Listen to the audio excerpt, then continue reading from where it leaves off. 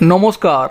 এই কারণে নিজের ভাবমূর্তি শক্ত করার প্রয়োজন আছে, না হলে দুর্বৃত্তরাও কখনো এইভাবে সুযোগ নিয়ে নেয়।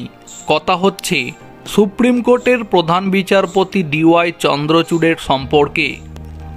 একাধিকবার ভুয়ো সিবিআই সেজে প্রতারণার অভিযোগ উঠেছিল। এবার অভিনব কায়দায় প্রতারণার জাল সাজিয়ে শিল্পপতি এসপি জয়সওয়ালের থেকে 7 কোটি টাকা হাতিয়ে নেওয়া হয়েছে। তা জানলে অবাক হয়ে যাচ্ছেন প্রত্যেকে। কেবলমাত্র ভুয়ো সিবিআই অফিসার সেজে প্রতারণা করা হয়নি, ভুয়ো ভার্চুয়াল আদালত কক্ষ বানিয়ে একজনকে ভারতের প্রধান বিচারপতি ডিওয়াই চন্দ্রচূড় সাজানো হয়েছিল। পদ্মভূষণ প্রাপক শিল্পপতির কাছ থেকে 7 কোটি টাকা হাতিয়ে নেওয়া হয়েছে।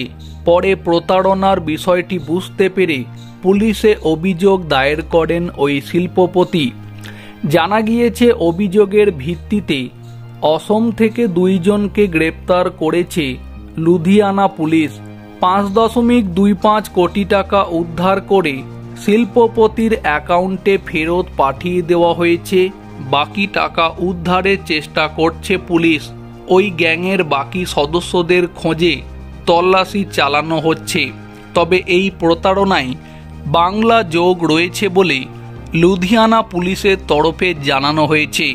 জানা গিয়েছে জেট এয়ারওয়েজের প্রতিষ্ঠাতা নরেশ গোয়েলের সাথে সম্পর্কযুক্ত একটি আর্থিক তছরূপের মামলায় বর্ধমান গ্রুপের চেয়ারম্যান এবং ম্যানেজিং ডিরেক্টরের নাম জড়িয়ে গিয়েছে বলে প্রতারকরা দাবি করেছিল।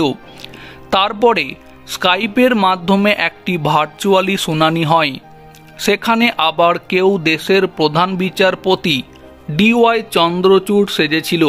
পরবর্তীতে হোয়াটসঅ্যাপে ভুয়ো আদালতের নির্দেশনামাও পাঠিয়েছিল প্রতারকরা বলে জানা গিয়েছে।